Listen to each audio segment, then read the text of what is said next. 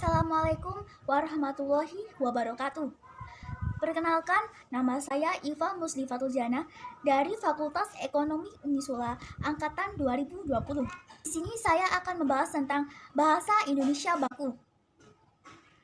Bahasa Indonesia adalah bahasa yang memenuhi faktor-faktor komunikasi dan dalam berkomunikasi secara lisan maupun tulisan. Kita menggunakan keterampilan berbahasa yang telah kita miliki. Meskipun setiap orang memiliki tingkatan atau kualitas yang berbeda. Orang yang memiliki keterampilan berbahasa yang optimal, setiap tujuan komunikasinya akan dapat mudah tercapai.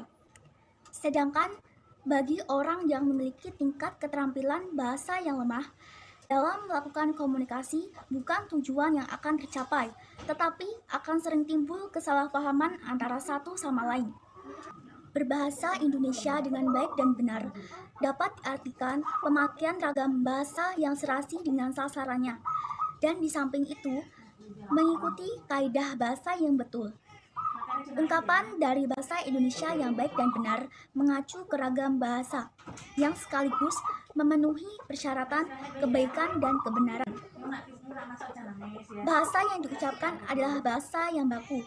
Bahasa Indonesia baku adalah kata yang digunakan yang telah sesuai dengan kaidah atau pedoman bahasa yang sudah ditentukan. Pengertian kata baku ini merupakan suatu kata yang aturan dan ejaan kaidah bahasa Indonesianya sudah benar, serta bersumber dari bahasa baku, yakni Kamus Besar Bahasa Indonesia atau biasa disebut KBBI. Biasanya, kata baku digunakan untuk penulisan ataupun pengungkapan kata-kata yang bersifat resmi, baik dalam suatu tulisan atau dalam pengungkapan kata.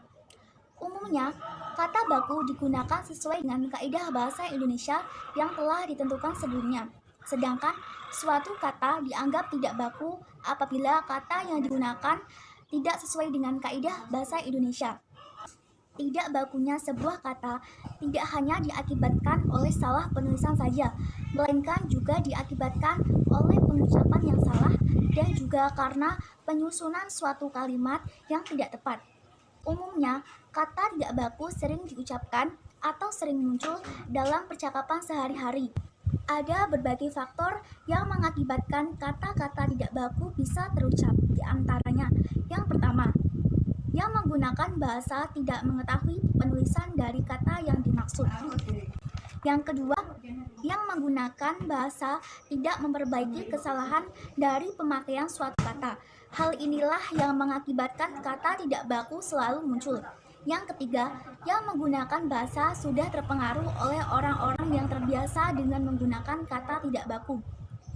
Yang keempat, orang yang menggunakan bahasa sudah terbiasa memakai kata tidak baku. Bahasa Indonesia baku mulai dikhawatirkan karena mulai dikikis oleh bahasa gaul, populer, atau bahasa kasar.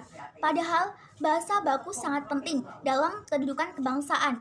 Dan menurut saya, bahasa baku memiliki fungsi mempersatukan negara Indonesia yang terdiri dari 400 bahasa daerah. Bahasa Indonesia baku diperlukan untuk memperlancar atau memfasilitasi komunikasi pada tatanan nasional. Bahasa Indonesia baku berfungsi sebagai bahasa nasional, bahasa pemersatuan, dan bahasa kebanggaan bangsa Indonesia.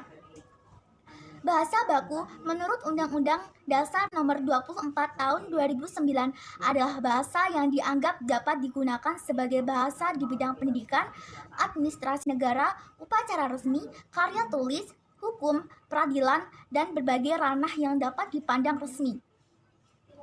Jika kita lihat penggunaan bahasa gaul, banyak sekali kata-kata yang berubah, seperti dari kata kamu menjadi lo atau elu, aku menjadi gue, dan ada juga kata-kata yang diambil dari bahasa Inggris, seperti oh my god atau lebih populer OMG. Memanglah sangat memprihatinkan jika kita pikir kalangan remaja saat ini jarang sekali yang menggunakan kata bahasa Indonesia yang baik dan benar. Dan seharusnya kita bangga menggunakan bahasa Indonesia karena bahasa Indonesia mencerminkan kepribadian bangsa itu sendiri. Sekian dari saya, mohon maaf apabila ada kesalahan. Wassalamualaikum warahmatullahi wabarakatuh.